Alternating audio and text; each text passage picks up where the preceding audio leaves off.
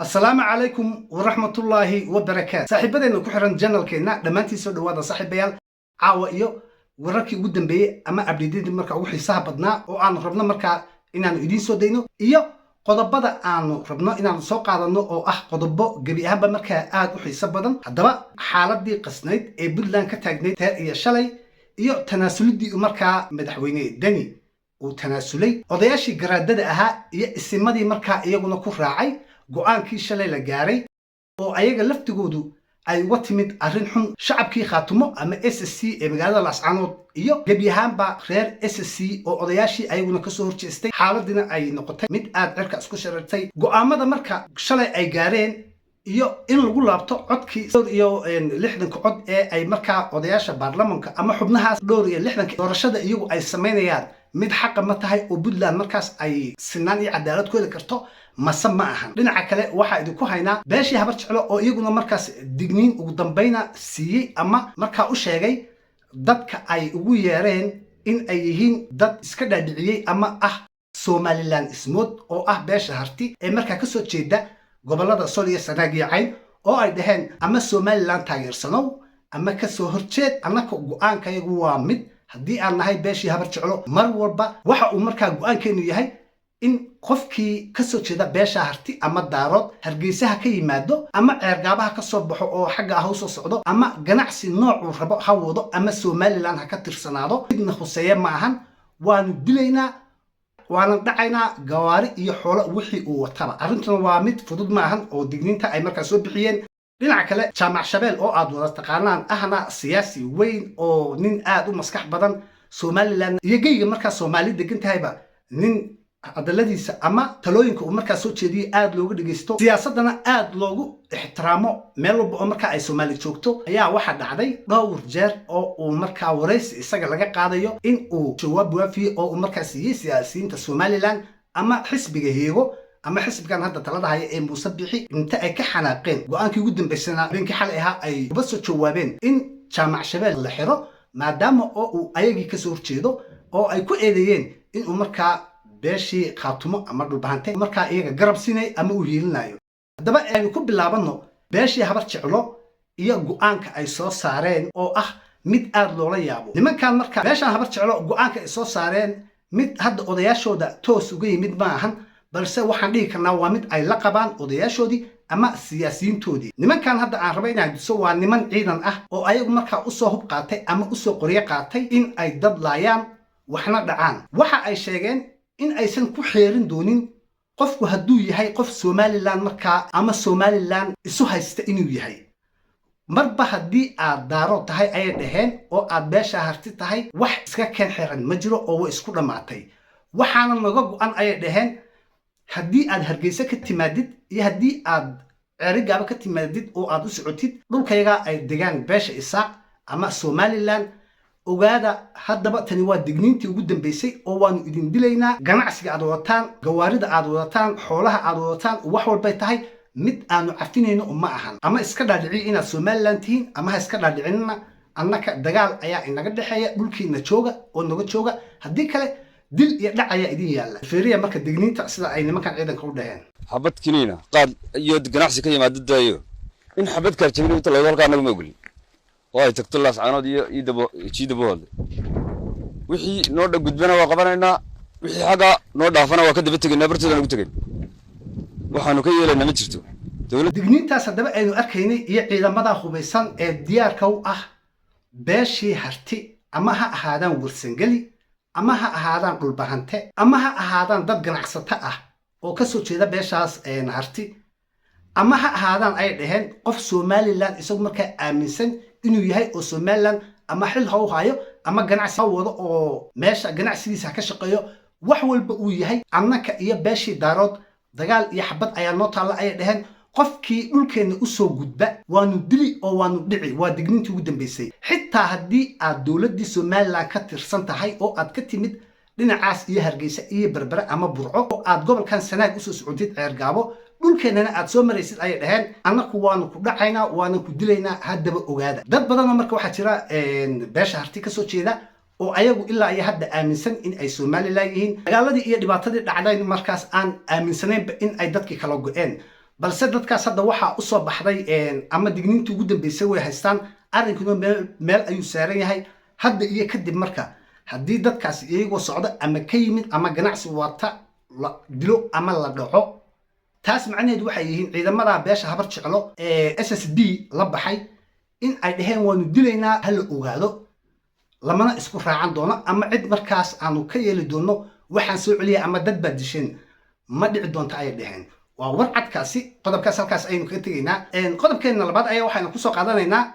jaamac shabeel oo ah siyaasi weyn oo rugcadaaya kana soo jeeda beesha garxajis iyo saldanadii magaalada hargeysana jooga jaamac shabeel waa marka waqtigan xaadirka xisbiga talada haya isu kuma jiro waa nin mucaarada mar walba oo marka waraysi la weydiiyo ama tala la weydiiyo jaamac shabeel waxa uu runta ka sheegaa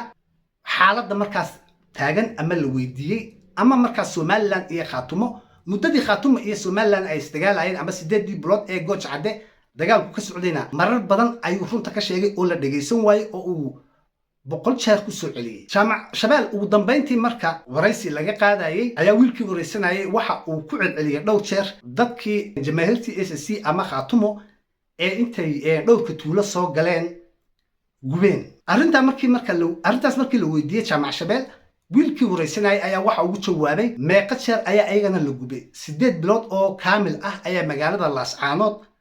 madfac lala dhacayay la leynayay la gubayay isbitaaladii meelihii caruurta agoonta ganacsigii wax walba taa adigu miyaadan dareemin oo aadan arkin ayuu dhahay bal horta jaamac shabeel iyo hadalkiisa bal asla feerin xadka Somaliland xadka hooyadiin baa umad baa degan oo xad miyaanay ku muuqanin dadka dagaalamaya dhibaatada ay ka geysteen inta magaalooyin dhisa la soo galay dad shacab waxba geysan lagu laayay adiga miyaanay ku muuqanin 8 bilood iyo dheeraad Laascaanood biyo midfaciil lacay wixii dad ku dhintay midfaca miyaanay ku muuqan adiga wixii dad qaxay miyaanay ku muuqan saxaabad sax aragtaa oo qof shacab waxba geysanin laga jarad aragtaa sax miyaadu wada maxaad hore waalkuwi shacabka qaxay subhanahu wa ta'ala cudumada dhalay soo dhigay marka factadu mislama atadu عليك ali wali sidii jaamac shabeel hadalka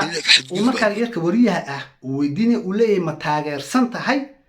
in ay Khaatumo State ama SSC inta ay dhul soo weeraraan dad shacab tuulooyinkoodii ay gubaan isaguna marka waxa ugu jawaabayaa oo adigu ma raalli baad ka ahayd 8 bilood oo Laascaanood la gubayay madaafiic lagu garaacay shacab iyo caruur iyo si walba loo baabi'iyay markii dambe hadalku si batayna waxa uu jaamac shabeel lahay oo ereyga ay ka xanaaqeen markaas kooxdii heego uu ahaa Laascaanood ayaga ma hooyadood ayaa lahayd ereygaasi meel xun ayuu ka taabtay heego iyo raggii markaa u hadlayay xisbigii Muuse Biixi waa ay soo fariisteen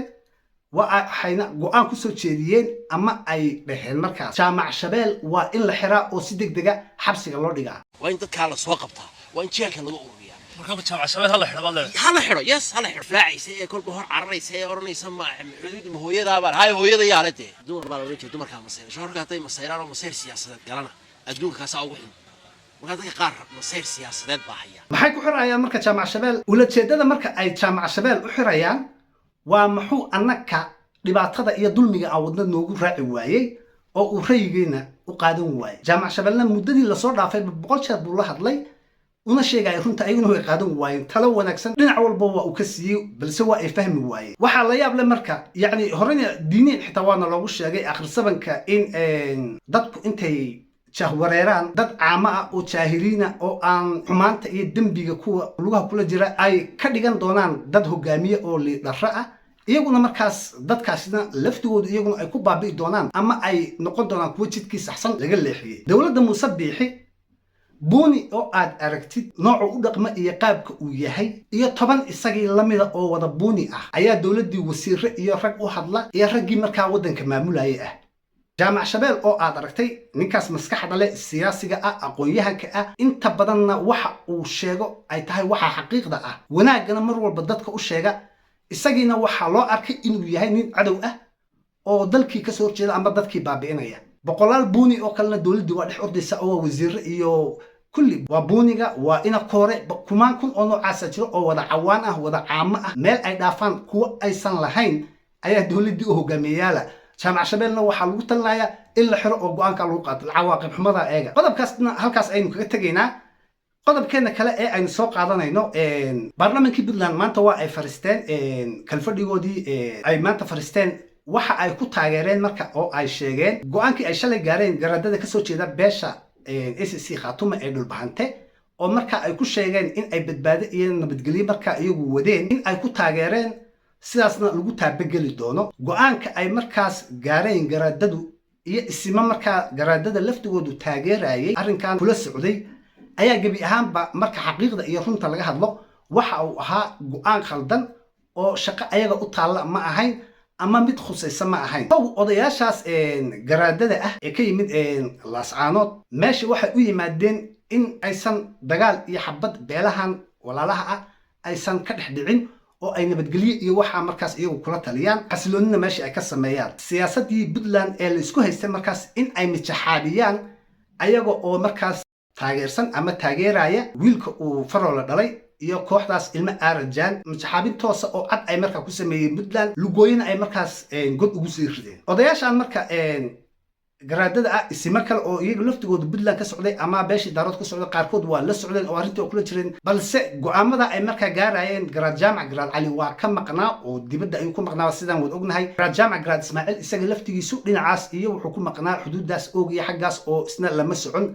balse odayaashaas meesha aaday ayaa waxa la sheegay in ay markaa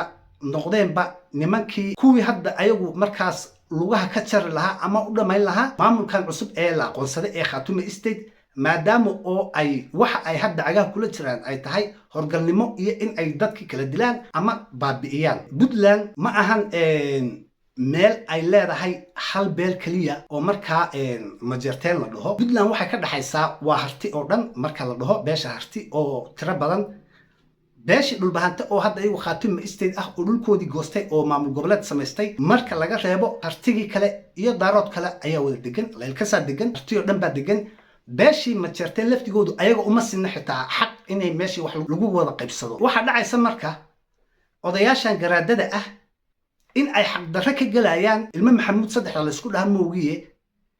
intii kale ee Puntland deganeyd harti u badnaa oo warsangeli ku jiray oo dashiisha ku jiray oo kaskiqaba ku jiray oo harti badan meeshii degan yahay oo leelkasa degan yahay carab saalax degan oo dad badan degan yihiin in loo mijaxaabiyay in ay saddex reer kaliya markaas xukunkii iyagu waxay leeyihiin oo ay samaysteen ay ka dhigeen 25 sano ee marka la soo dhaafay saddexdaas reer kaliya ayaa xukuumadda haystay wasiiraha dhihin meel walba ha dhihin iyaga kaliya ay u shidnayd oo ka qadeynayay umada kalena waa ay ka baahnay haddaba go'aamadii hadda la gaaray iyo madaxweyne Siciidani uu gaaray beeshii Cismaan Maxamuud iyo Cumar Maxamuud waxa ay ogolaadeen in reer Puntland intii kale ay wax la qaybsadaan oo qof iyo cod si xaq wax loogu kala qaato balse ayagu beeshii Ciise Maxamuud wali waxa ay taagan yihiin inay xaq darro iyo dhac wali ku noolaadaan oo ay dadkii dhacaan taasna macnaheeda meel kale ha ka raadin bal ila fiiri waa tanaay la isku haysto oo dana leeyahay qof iyo cod baan wadaya wax la uu ku sheegay annaga Ciise Maxamuud aan taraas weynay waxaan maqlayaa tiir Cismaan Maxamuud madaxweyne soo noqday Cumar soo noqday oo nin walba laba jeer soo qabtay inuu soo Ciise Maxamuud tariisa dhaaf cidina dhaafi karay maalmalaya dadku waxa fiican runta inuu isugu yimaado runtu ragga ka banxiso taraha Ciise Maxamuud baale Cismaan intuu madaxweyne 5 sano soo ahaa maanta annaga noo bilaabi maayo wax la yiraahdo qof iyo cod waataanu odaygaas aynu hadda u jeedno waxa uu taagan yahay odaygaas aragtid ee intaas leeg bar caqliga ma laha waa eber waxa uu taagan yahay Ciise Maxamuud waa in ay qaataan xukunka maadaama oo hadda waqtiyadii la soo dhaafay labadii kale ilma Maxamuud ay isku soo mareen annakana waa inaan markeena qaadanaa oo aan xoog ama wax walba aan ku qaadanaa oo meesha marka Puntland ma waxa iskale ilma saddexdan ilma Maxamuud kaliya masahartii oo dhan ayuu ka dhaxeeyay aaway majeerteenkii kale aaway warsangeligii aaway dashishii aaway leelkasii aaway majeerteenkii kale xitaa hadii aad ka tagtid oo aad dhahdid saddexdan ayaaba wato warsangeli iyo leelkase iyo dashiishe oo ah saddexda hadda markaas iyagu ugu xoog waaweyn ee meesha jooga ayagu ma gashaantiyo wax daawanaya ay meeshii ka yihiin oo gabdho marxaati ka noqonaya ayagii dhulkii xaq kuma lahan miya wax ma qabsadaan miya xaqoodii ma lagu tumanaya yani xaq darradaas weyn ee aad aragtid waqtigii laga bixi lahaa odayaashii garaade ku sheega ahaa inta ay garow yimaadeen Faroole iyo nimankii kale ilma Aranjan ay wax u soo sheegeen ayaa xaq darrada ku dhaqaaqay oo dadkaas ciidda afka u geliyay Puntland ciidda afka kaliya uma gelinayaane khaatumana lugooyadii ugu weyneed ayay marka ayaguna ku wadaan waa xaq darrada socota iyo waxa dadku ay iska indhatirayaan intaas kaliya marka kuma ekaan Axmed Karaash oo isaga laftigiisu maanta hadal laga sugayay oo hadlay isaguna wuu aqbalay tan arrinkan ay marka baarlamaanku soo jeediyeen oo aqbalaada codka ku ogolaadeen oo isku raaceen guddigii markaas odayaashii garaadada ahaa iyo isimadii marka ayaguna taageerayay ee la socday arrintii ay shalay tole ama go'aankii ay gaareen kaasoo gabi ahaanba ahaa marka wax khaldan oo aan beesha reer Puntland ama shacabkii reer Puntland aan marka u cuntamayn balse ahaa rag go'aankaas loo soo dhibay oo laga dhaxadlay haddaba reer Khaatumo SSC dadkoodii siyaasiyiinta ahaa iyo shacabkoodiiba arrintan way ka soo horjeesteen garaad jaamac garaad cali isagoo xalay ayuu soo hadlay isagoo arrintan kana xanaaqay kana soo horjeeday shir degdegana waa ta uu sheegay oo la isku imaan doono isimada harti iyo salaadiintooda iyo boqoradooda iyo garaadada markaas Khaatumo State in meel la isku yimaado odayaashaas marka garaadada ahaa go'aanka shalay gaarayay waa nimanka xitaa aflagaado afka marka la gaaray garaad jaamac garaad cali oo nin duub weyn oo aan waxba tari karin ama meel shisho soo jeeda waa nimankii lahaa nimankaas marka niman lagu tashan kara maaha ayaan dhaweyd yani fikradooda iyo taladoodu mid mar walbaba reerka la socoto oo aan laga leexan ay ahayd balse hadda isbedel weyn ayaa yimid ma sheegi karno ma arrintii oramadii timid abaaga dhaadi sixirkii loogu talagalay ayaa qabtay oo hadda waxa aynu maraynaa waqtigii marka Khaatumo State la burburin lahaa oo Somaliland lagu celin lahaa qaar kalena Puntland lagu dari lahaa oo ay u dhamaan lahayd sheekadii iyo halgankii ay socdeen dadkii ku dhintay iyo wixii loo soo maray oo dhan xagee ku dambeyn doontaa maxaa laga dhihi doonaa su'aal in la isweydiiyo habboon maamulkii Khaatumo State ilaa ay hadda wax weyn kama dhihin weyna ka aaminsan yihiin balse maamulka Khaatumo State ayaa laftigiisu isaguna eedii qaadanaya maadaama ay dowlad kumeel gaar haba ahaadaan balse waa dowlad dhisan oo talinaysa madaxweynaheedii le madaxweyne ku-xigeenkii iyo xubnaheedii hoose iyo wasiiradii kulli iyaga maxaa odayaashan mar hordaay ay u qaban waayeen ama ay wax uga qaban waayeen odayaashan waa loo jeedaa waxa ay ugu talagaleen in ay burburiyaan wixii markaa Khaatumo State lalaha ama SSC oo halganka loo soo galay oo beeshii reer Khaatumo muddadaas dheer ay u soo halgamayeen maanta hal bacad lagu lisay ay ka dhigeen waxaana suuragal ah in ay dadka markaa iskuba diraan oo la isku hor yimaado haddaba shacabkii reer Khaatumo ee SSC ayaa iyagu gabi ahaanba ka soo horjeeda maanta mudaharaada iyo wax walba lagu bilaabay xaaladoodna meel xun ayay maraysaa bal haddaba aan isla fiirino shacabkii reer Khaatumo SSC iyo waxa ay ka dhaheen iyo sida ay ka aaminsan yihiin odayaashii waxaan la hadlayaa dhulbahante dhalinyarada la hadlayaa wariyaa dhalinyaro dhageysta nimba dhulbahante hadduu 60 sano jiro dila dameerka dhulbahante garaadka iswaawaala gaari jirsiya war isku qarxiya war baabi'iya waxa 60 sano jiro oo dhulbahanta hal dabar jiro maalin ilaahay keena dhibaatada aan marna waxaan oo keeno oo markaan kacno dhabarkan ugu dhufto oo dibandaabyada lagu sameeyo waa 60 jiriinta 60 sano qof hadduu gaaro dhulbahanta oo nin uu yahay la dila dameerka dhalaweeye عاد خاتوي إيمان كل أيها وريا وحمانو بدمانة يا حبتي كل جيس وويليا مكتي سيب عنايا دعين كيسيب عنايا ديجي سيب عنايا والما يرك وحي ودنتين بمانو بعنايا وحن كل ويليا لو أسكري هذا بتاعن أصلاً على شيء أنت الله وحن كوري ساسو بريسك يا باستد إسكولا دعيابان كوري ويليا رباهي عيسو ولا بتيجي ساسو حبتو إلى الله وده بتاعن أصلاً ولا هذا وين وجدنا قبل ده هاد ليسي يكوا كلو بدن arrinka odayaasha marka oo aan meeshii wax tala wanaagsan ama aqli wanaagsan aan keenin balse afduub iyo matixaabin waday Khaatumo State-na rabay inay marka lugaha ka jaraan Puntland-na rabay in ay afka ciid u daraan oo ay dadka isku diraan xaaladina ay kaba dhigaan mid lagu kala tago oo la isku naco oo la isku dagaalo xaaladoodii halkaas ay hadda maraysaa shacabkii marka kuwa Puntland ka soo jeeda iyo kuwa markaas ka soo jeeda Khaatumo State gabi ahaanba waa lagu kacay oo si toos ah oo cad ayaa waxa loo taagan yahay ayaga laftigooda intii aysan markaa dhibaato kale nagu keenin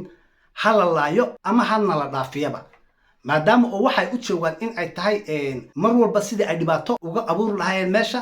maamuladana ay u baabi'in lahaayeen xaaladdu halkaas ay maraysaa wixii cusub ee update ee soo kordha insha Allah waa idin la socodsiin doonaa videogan hadda waan ugu dheeraaday halkaas ayaan rabnaa inaan kaga tagno